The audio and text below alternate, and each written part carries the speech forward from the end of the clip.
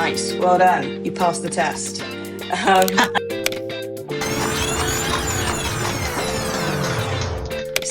I'm going to give you 4 questions and just want you to answer whether you think it's a hype or a reality of CTV. So here we go.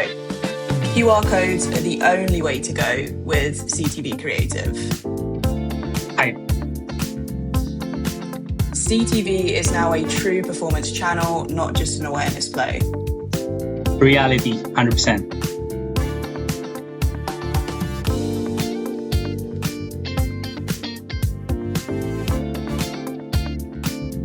Hi, everyone, and welcome to another episode of the Performance Plus podcast. We've got a very interesting conversation for you guys today. As always, there is a lot happening in the advertising world, but we wanted to put a spotlight on one channel in particular that's getting a lot of buzz, and that is connected TV or CTV. Now, 3 years ago, it was definitely considered, a bit of a niche channel. There was definitely a lot of interest around it, but the exponential growth that it's seen over the last 3 years has firmly put it into one of the most talked about, if not the most talked about channel today. The dollars are moving from traditional TV to streaming year on year, and advertisers rightly are asking a lot of questions about it, and that's what we want to unpack today. But before we jump into it, let's do some intros. So I'm Megan Price.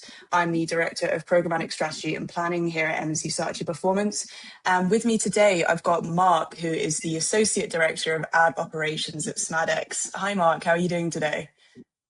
Hi, Megan. Thanks for having me. I'm really doing good. So I'm really happy to be part of this conversation, especially because CTV is such an exciting space right now. So I fully agree with you 100%. There is a lot of attention around it, and it's for the good reason. So we are seeing real shifts in how people consume content, how brands think about video, and how advertisers connect to the TV storytelling and digital style targeting and measurement. But at the same time, there are also a lot of questions. What does CTV mean for the advertisers? Where does it fit in the media mix? And how we should brand, approach in without getting carried away by the buzz. So yes, I'm very excited to get into the hype, the reality, and everything in between. Awesome. Yeah. Well, without further ado, let's jump straight into it. And let's start with a big question. So, Mark, why do you think CTV is having such a big moment right now? Well, I think the summary of that is that the biggest reason is that CTV is no longer seen as just brand awareness channel. It is now being seen as a performance channel. At least from my experience is that before it is more on non-gaming brands that are leaning into the advertising in the television. But now with CTV, we can see now gaming clients can accommodate spending budgets there because it's delivering performance. Role-playing games can deliver their live events using CTV. It's actually a very good time to be in this kind of market. So now advertisers can bring together the impact of the television with the precision of digital. So you still get the premium and lean back viewing experience, but you also get better targeting and more measurable outcomes. Which actually circle back to this kind of advertisers now doing CTV. So in many ways, CTV has evolved from being a brand-focused channel into a performance channel. And that shift is what is making advertisers pay much closer attention, not just with the non-gamings. 100%. Yeah. I mean, when people talk about the promise of CTV, what are they really buying into? Is it the premium environment? Is it better targeting? Or is it something else? I think it's mix of all of those things. I think the promise of CTV is that you're not just buying reach for the sake of reaching anymore or reaching the people. You are now buying smarter media. You still get the premium environment as I mentioned earlier. You can pay higher CPMs and get better results, especially on too many streaming platforms we have right now. But at the same time, people are watching on the bigger screen. Usually, it's more focused on in the focus setting, and that gives brands stronger canvas to tell their story. But now you can also layer it more granular in terms of audience targeting, better frequency control, and more measurable outcomes. So it is not just about let's reach as many people as possible, or It already became as let's reach the right people in the right environment with the right creative. And that last part is very important. CTV can give you the space and attention, but the creative still has to do the work. The strongest campaigns are the ones where media strategy and creative strategy come together. So yes, premium inventory matters. Higher CPMs can make sense where the quality is there. Audience targeting matters as well. But the real promise is how all of these pieces work together to make CTV more accountable and more effective. And that's exactly where CTV gets more interesting. It has the big screen impact, the targeting, the creative potential, and now a much stronger performance angle. But with all of that excitement, there is also a risk of treating CTV like it can solve everything. So Megan, let me flip the question to you. There's clearly a lot of momentum around CTV right now, and but where do you think the industry tends to overstate its role today? Yeah, that's a good question. I think it kind of perfectly aligns with what you just said. I mean, with any channel that's sort of growing exponentially, that naturally breeds excitement. And when there's a lot of excitement, there tends to be a certain pressure for other brands to, what I call sort of jump on the bandwagon. And in doing that, I think what a lot of brands miss is taking that time to understand where it can best fit into the mix. I mean, like you said, you need strategy, creative, and also measurement in perfect alignment. The magic of CTV is its ability to activate across the funnel, but you need to understand, based on your company or brand's goals, where it's best going to fit for you. And I think measurement is the key there. I mean, to a degree, measurement is still kind of catching up with CTV, but it's made great strides. So I think the importance in ensuring that you're not overstating CTV's importance, but also not undervaluing it, is having a really clear idea of what you want to achieve, and then ensuring you've got a realistic measurement framework to back that up. But I mean, the real question is not whether, CTV is exciting, but whether it has a clear role to play in that bigger media mix. So, Mark, what is it about today's consumer behavior and media landscape that makes CTV feel especially relevant right now? That's a really great question, Megan. So I think it comes down to the multi-screen halo effect. I don't know if you already heard about it. We're at the point where streaming is no longer a niche behavior. It has become one of the main ways people consume entertainment, probably live events, news, and culture. But what makes CTV especially powerful today is what happens around the big screen. Most viewers are not just watching TV; they're also sitting with a phone or tablet in their hand. So that's one thing that proves that there is a multi halo effect in terms of people having a second screen while watching TV. That changes the role of CTV. With that being said, you still get the impact of a bigger screen experience, which is a great for storytelling and brand building, of course. But at the same time, the viewer has an immediate path to action right in front of them. They can search or probably download an app, scan a QR code, or continue the journey on another device almost instantly. So CTV becomes this bridge between brand and performance. It creates attention on the big screen, and then that attention can turn into an action into the smaller screen. And that is why it fits today's media landscape because the funnel is no longer neat as it used to be. Awareness, consideration, and conversion can all happen much closer together now, sometimes within the same moment. Yeah, 100%. I mean, on that point, where do you feel CTV genuinely performs best today? Do we still consider it awareness channel? Like, I know you just mentioned that that's not necessarily the case. So do you see it playing a bigger role sort of deeper down the funnel as well? Yeah. So historically, we viewed CTV strictly as an awareness play or campaign because of the big screen. But today, it genuinely performs best as the full funnel bridge. While it still excels at the top of the funnel reach, its superpower right now is in the middle to lower funnel. Because of that multi-screen behavior that I mentioned earlier and we discussed, where the phone is the immediate checkout counter for the television, we're seeing CTV drive measurable site visits, probably app installs, and even direct sales. CTV is becoming a performance engine that just happens to have the emotional resonance of traditional TV. So it's, a really exciting time. So And once you start looking at CTV as a full funnel bridge, the next question becomes who it is actually right for. Because yes, the channel has matured, but that does not mean every brand should jump in with the same approach, right? So Megan, what kinds of brands or categories tend to get the most value from CTV today, and who should probably be a bit more cautious before jumping in? Oh, that's a good question. I think my honest answer is that all brands can benefit from CTV, but with the heavy caveat that you have to employ it with the right strategy rather than kind of a one size fits all case. And, going back to that kind of pressure to jump on the bandwagon. I mean, if we think about traditional TV, 10 years ago, most of the brands or the categories that you saw were FMCG, auto, pharmaceutical, at least in the US. But now we're seeing a lot more diversity across the board, across streaming ads or CTV ads. But I think in particular, I would say the ones that are really benefiting right now, and it goes back to your Halo screen concept, is the app first brands. And that's because they've really understood that cross device capability and understanding that second screen approach. Cool. I mean, let's sort of go on to measurement because we've kind of been chatting around it. But it is a very important concept. And I think, maturity, not just with brands themselves investing in it, but let's take a global view as well.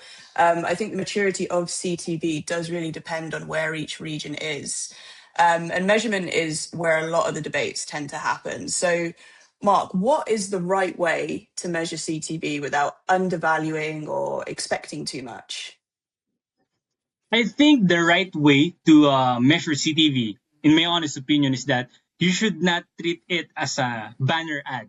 You should treat it as not an isolated channel. To get the most honest picture of your ROI, I suggest we move away from single source tracking and toward the layered measurement framework. I think we shouldn't expect a 65-inch to drive a direct click, right? But we should expect it to drive incremental action. I look at it a three-part story. So let's put it that way. So I think first, we validate the quality. Did we reach the right household? Then second, we track the digital signal or the digital footprint. Did that household later engage with the second screen? And third, we measure the halo effect. How much did our search and social costs drop while our CTV was running? If you only look at one of those layers, you're either overstating its power or completely undervaluing its impact. Um, the rest of your media spend will be, a little bit unstable. So, and that layered view is really important because CTV does not operate in isolation. It influences what happens across all the media mix.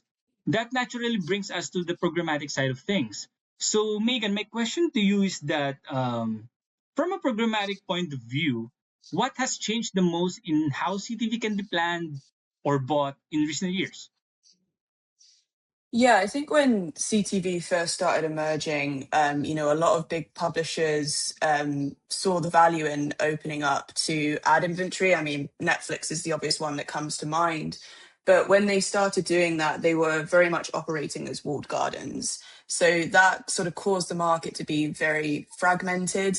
And therefore, there was a lot of barriers to entry for brands, high minimums, etc. But naturally, the market sort of moved, things opened up. Publishers and DSPs alike saw power in numbers. So, the likes of Netflix or Roku opening up and making deals with the Trade Desk, for example, they make more ad revenue and we benefit from more access, more diversity, and better targeting. But as a whole, what's changed is what that means is you're not having to have a siloed approach to the way you buy CTV anymore. You can utilize these DSPs to kind of have that one-stop shop. You don't need to meet the minimums or the hefty CPMs of these big publishers anymore.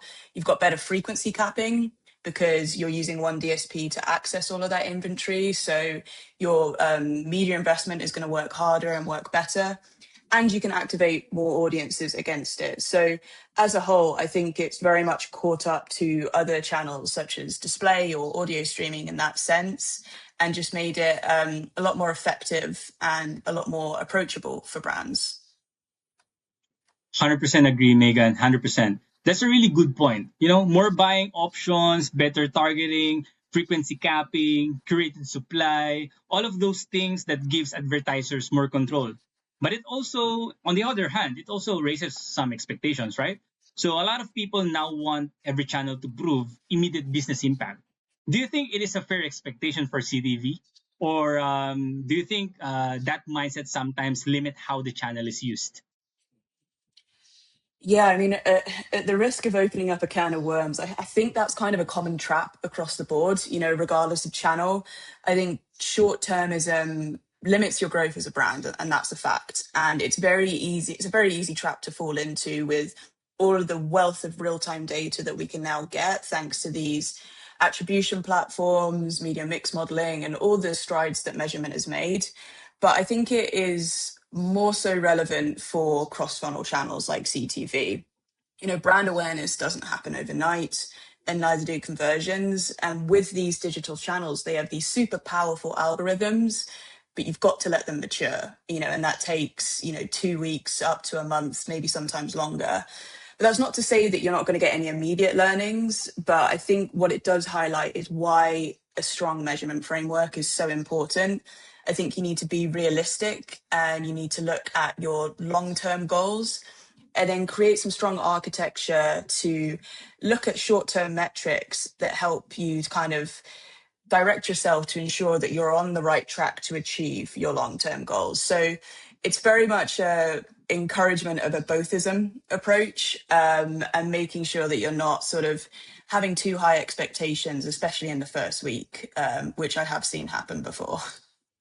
I mean, let's look ahead on that sort of, let's use my mantra and be long-termist. If we look 5 to 10 years in the future, Mark, what do you think will feel very different about CTV? What do you think marketers will still be getting wrong? I think first that we should be looking ahead. In just my honest opinion, 10 years from now, is that if the ad is not interactive or shoppable, it will be feeling broken. So, and probably the traditional television thing that TV ad is just for branding, it's going to feel, old. Because as we move forward right now, a lot of advertisers, a lot of categories are adopting CTV. And with this kind of adoption, we are going to evolve a lot. Right now, even the gaming space is tapping into it. And for sure, sooner or later, these things will improve more.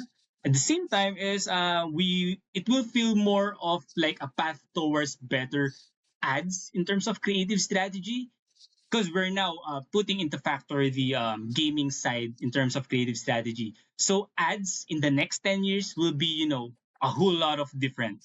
So, but at the same time, there's also a constant there. We'll probably still be arguing over measurement. Better tech doesn't mean easier measurement. Everyone is still, going to grade their own homework to look good. We'll have shinier toys, but tracking the actual impact across different platforms will probably be as messy as it is now. So, Yeah, 100% agree. I think that's a good place to end. I think we've captured the connected TV story well. As we all agree, there is a lot of excitement around this channel and it's absolutely justified. CTV brings the best part of TV and digital together, but it's not a shortcut. And as much as we wish it was, it is not a magic channel. And I think the brands that win are the ones that are very clear on its role and slot that into their media mix accordingly. I mean, before we sign off, I want to finish with a quick fire round using our title, Hype or Reality. Mark, are you down? yes, of course. Shoot it. Let's do it. Okay, so I'm going to give you 4 questions and just want you to answer whether you think it's a hype or a reality of CTV. So here we go. QR codes are the only way to go with CTV creative. Hype. CTV is now a true performance channel, not just an awareness play. Reality. 100%. The remote control pause button is the new billboard. Honest opinion, reality. Fair. Retail media will completely reshape how brands target audiences on CTV. Reality. Nice. Well done. You passed the test. I think, the real answer to hype versus reality, I think the hype is there for a reason, as it always is with these emerging channels, but the reality depends on how smartly brands use it. But thank you so much for joining me, Mark. Thank you so much, Megan, for having me here. I really enjoyed the conversation. Me too. And thanks everyone for listening. We hope that gave you a clearer view today, heading forward with how you think about CTV with clarity. And subscribe to our YouTube or Spotify channels to hear more from us. Thanks everyone, and we'll see you next time.